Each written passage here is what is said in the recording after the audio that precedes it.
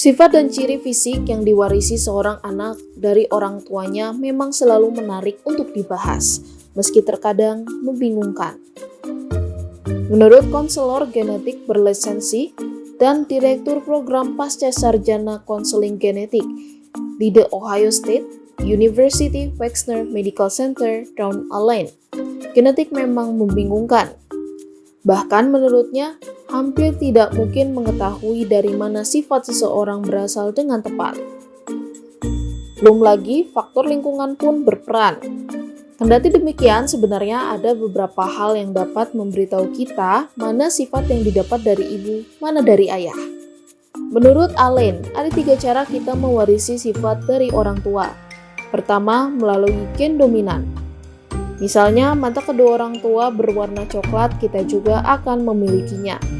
Faktor kedua adalah dari gen resesif, meski kedua orang tua harus memiliki gen resesif yang sama untuk diwarisi. Lalu terakhir, sifat X-linked. Ditemukan di kromosom X dan diturunkan dari ibu. Sifat pertama yang kita warisi dari ibu adalah kemampuan menurunkan berat badan. Jadi, ada 2 jenis lemak dalam tubuh. Pertama, ada lemak baik yang meningkatkan metabolisme dan membantu kita mempertahankan berat yang sehat.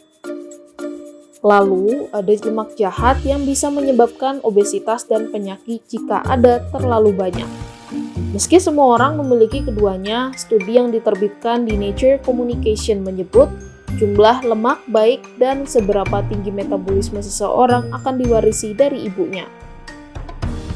Menurut studi yang diterbitkan di JAMA Psikiatri, jika seorang ibu memiliki serotonin alias hormon bahagia yang rendah, anaknya akan lebih mungkin mengalami attention deficit hyperactivity disorder yang mengakibatkan sulit fokus, begitu pula sebaliknya.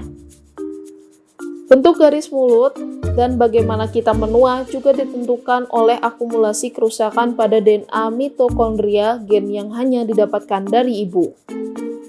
Rusaknya mtDNA ini memang bisa dipengaruhi oleh faktor lain seperti paparan sinar matahari, merokok, dan pola makan tidak sehat.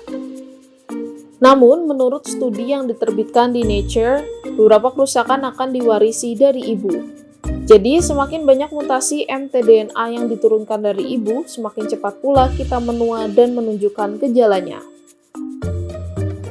Sifat yang diwarisi dari ibu berikutnya adalah mood.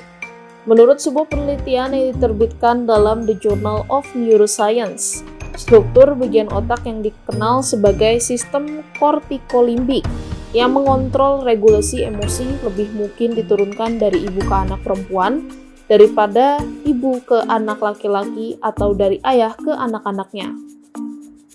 Sebuah studi baru yang diterbitkan di Biological Psychiatry menemukan bahwa risiko Alzheimer umumnya diturunkan dari ibu. Penyakit Alzheimer ini merupakan salah satu penyebab demensia paling umum, sehingga penting untuk mengetahui faktor apa yang meningkatkan resikonya termasuk riwayat medis ibu, sehingga kita bisa mulai menjaga kesehatan otak sejak dini.